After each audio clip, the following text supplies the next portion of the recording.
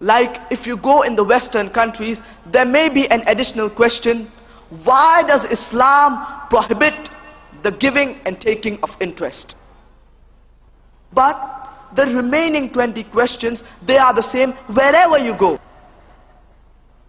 Like how, if you want to appear for an examination, you refer to the guide. In India, you have the Navneet 21 most likely questions to appear in the examination. If you want to get favorably good, not excellent, if you want to pass as far as the examination is concerned, you refer to the guide. And you have such books in almost all countries of the world. Similarly, if every Muslim is aware of these 20 most common questions, he will do his fard and he will become a part-time da'i. So every Muslim, they should be aware of these 20 most common questions. As far as today's talk is concerned, I will not be able to cover all the 20 most common questions due to the time limitation. But you can go on our website www.irf.net, where the answers are given in detail.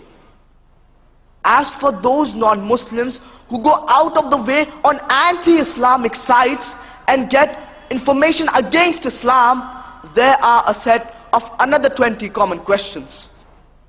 So 20 common questions to those non-Muslims who have gone on anti-Islamic sites and have got information against Islam. That we won't be discussing today. Even that is there on our website www.irf.net. As far as today's talk is concerned, I will inshallah cover more than 50% of the 20 most common questions asked by non-Muslims regarding Islam. The first, number one misconception, the top of the charts, is regarding the word jihad. Jihad is not only misunderstood by many of the non-Muslims, but it is even misunderstood by many of the Muslims. Non-Muslims, as well as many of the Muslims, they believe that jihad is any war fought by any Muslim, whether it be for any reason, whether it be for land, whether it be for language, whether it be for color, whether it be for race. Jihad does not mean any war fought by any Muslim, whether it be for land, whether it be for language, whether it be for color. Jihad comes from the Arabic word jahda, which means to strive, which means to struggle. And in Islamic terminology, jihad means to strive and struggle against one's own evil inclination. Jihad also means to strive and struggle where there's oppression. Jihad also means to strive and struggle in self-defense. Jihad also means to strive and struggle in the battlefield.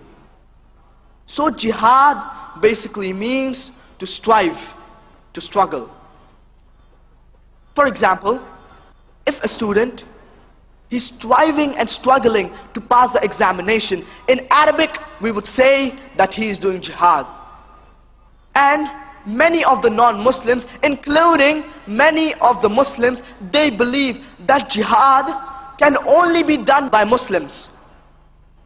There are several verses in the glorious Quran talking about jihad done by non-Muslims.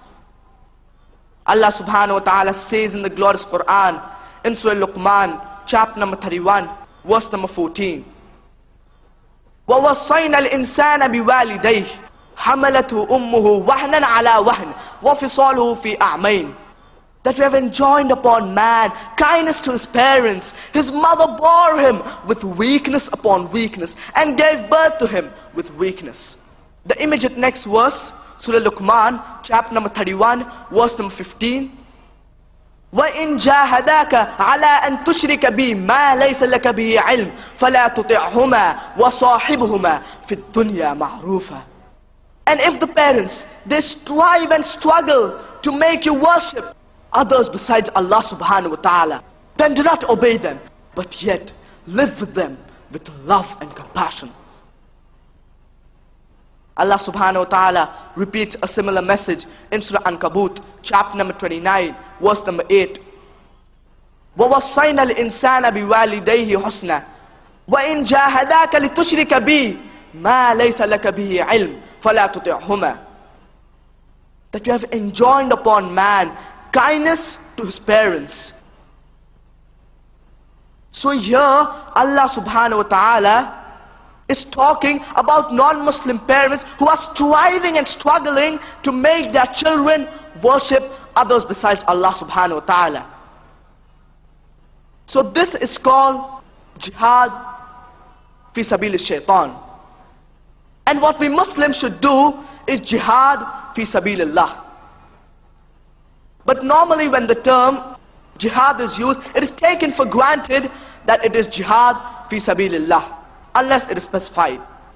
And many non-Muslims, including many of the Muslim scholars, inverted commas, they translate jihad as holy war. If you translate this word holy war into Arabic, it means harbun muqaddasah.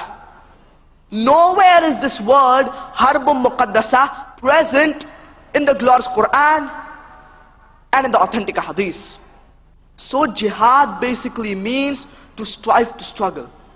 One type of jihad is qital, that is fighting in the way of Allah subhanahu wa ta'ala. But jihad does not basically mean a war. Jihad basically means to strive, to struggle. And if you look at the history of our beloved Prophet Muhammad sallallahu alaihi wasallam, the first 13 years of prophethood, during the Meccan era, there were several verses revealed talking about jihad, but the Sahabas, they never fought, physically fighting. It was later on when they went to Medina, there the wars took place. And Allah subhanahu wa ta'ala says in the glorious Quran, in Surah Ankabut, chapter number 29, verse number 69, وَالَّذِينَ جَاهَدُوا فِينَا لَنَهْدِيَنَّهُمْ سُبُلَنَا وَإِنَّ اللَّهَ لَمَعَ الْمُحْسِنِينَ. And those who strive in our ways, we shall surely open up their pathways. Allah subhanahu wa ta'ala says in the glorious Quran, in Surah Furqan, chapter number 25, verse number 52, فَلَا تُطِعِ الْكَافِرِينَ وَجَاهِدْهُمْ بِهِ جِهَادًا كَبِيرًا. But do not follow the unbelievers, but strive with them utmost strenuously with the glorious Quran. Do you mean to say you're going to fight with the glorious Quran? It means that you have to strive and struggle to convey the message of Islam to the non-Muslims, to those who are unaware of it. So here we realize the misconception regarding the word jihad. Earlier it wasn't there, but after 9/11 it has come at the top of the charts. So depending upon how the media it portrays Islam, these misconceptions, they arise in the minds of non-Muslims. The second misconception is that Muslims are fundamentalist. What is the meaning of the word fundamentalist? Fundamentalist by definition means a person who strictly adheres to the ancient doctrine of any religion. For example, for a person to be a good mathematician, he should know, follow and strive to practice the fundamentals of maths. Unless he's a fundamentalist in the field of maths, he cannot be a good mathematician. For a person to be a good scientist, he should know, follow and strive to practice the fundamentals of science. Unless he's a fundamentalist in the field of science, he cannot be a good scientist. You cannot paint all fundamentalists with the same brush, that all are good or all are bad. Depending upon which field the person is a fundamentalist, you have to label him accordingly. For example, there is a fundamentalist robber. He's a bane for the society. On the other hand, there is a fundamentalist doctor. He's a boon for the society.